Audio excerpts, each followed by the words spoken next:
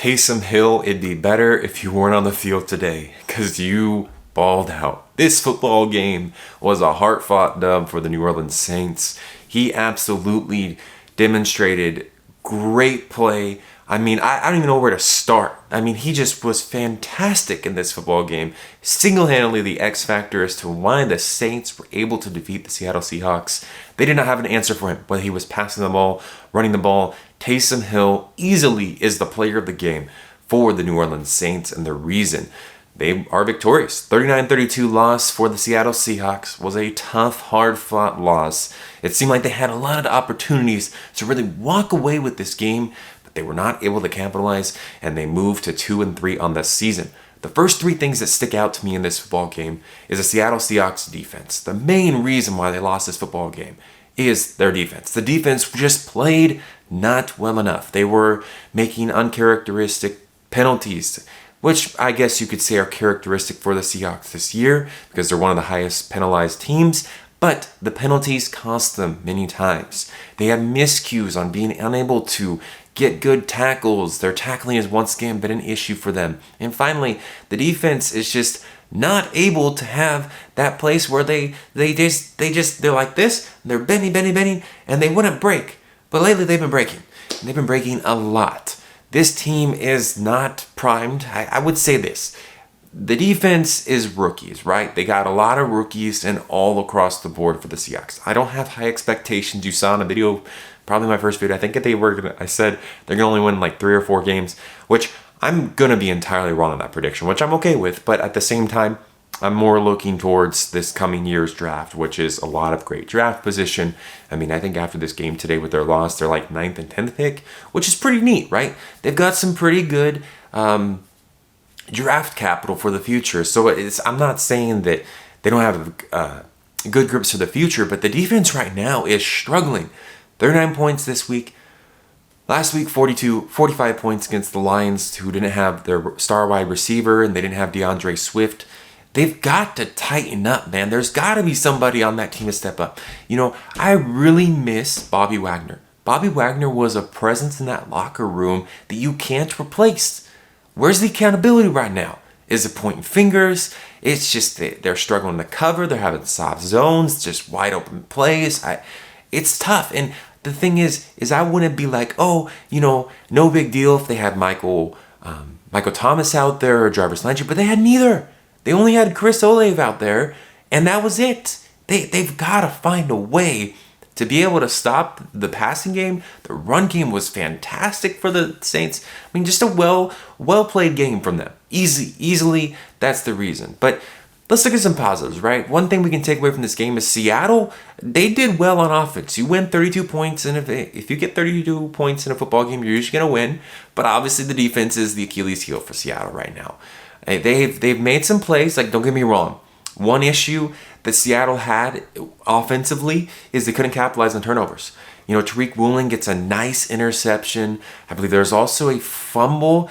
I don't remember the exact, I'm pretty certain that there's 2 turnovers and neither of them could Seattle get any points off of. So definitely huge shift in the game. DK Metcalf dropped a pass. That wasn't really good for them. And then he dropped, I think, another pass. One was for a touchdown he dropped. And then they had a touchdown with DK, and there was a holding. So there was a lot of really not so good fundamentals that weren't met. It was just an unfortunate loss for Seattle. Hopefully Rashad Penny is okay. I'm hoping that it's nothing serious for him. It looks like his ankle is injured. I'm hoping that it's just, sprained or just, let's hear the best news possible for him, as it's just unfortunate to hear. He had a burst of a run. I think it was like a 32-yard run. Just, man, to see that man fly. He just gets through the trenches. He could just fly. It's really fun to watch.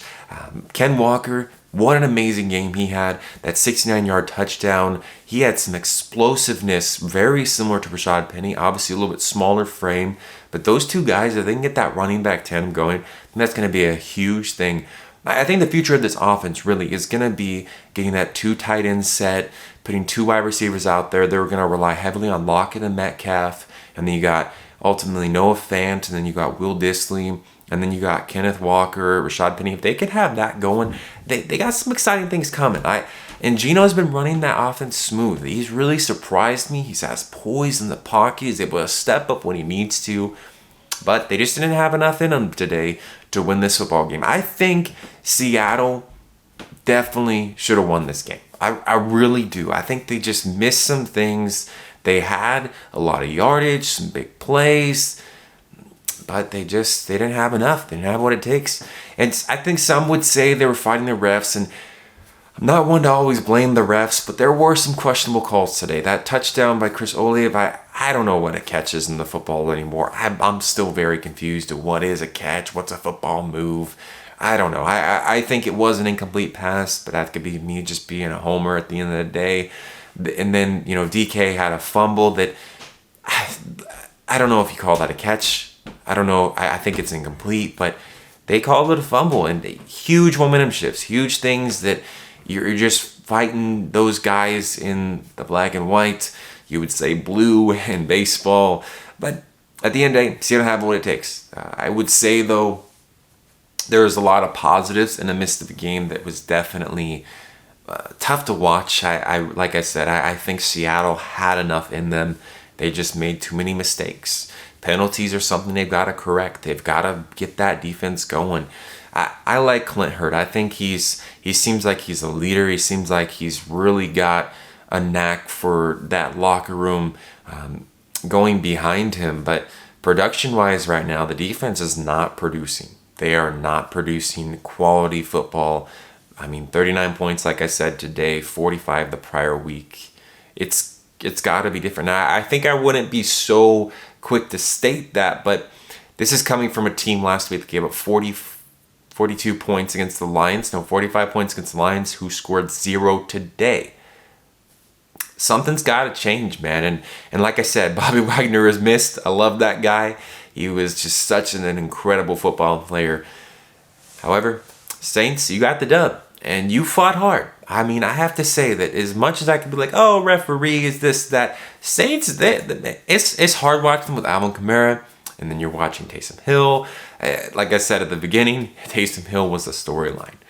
But what a great game of football, regardless. It was a fun game to watch. Would have loved to have seen Seattle win this one, but unfortunately, they are moving to 2-3 on the record column this year, and I think the Saints are as well.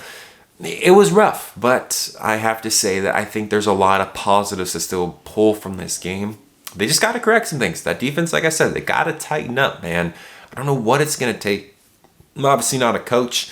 I'm only just a man that's talking in front of his camera that he purchased online, and I'm now an expert. No, not by any means. I don't know what it necessarily needs to happen to get this team back on track, but I will say that the defense has just they gotta find something, and I don't know what that something is. They just, like I said, there's soft zones open. There's just too much space they're giving. They're not able to get penetration. They're not able to get that immediate hit on the offensive line. And like I said, it's been the Achilles heel. Let me know your thoughts and opinions on this game. It was a fun game to watch for me, although Seattle lost. I like good football, and it was a good football game. A lot better than Thursday night, am I right?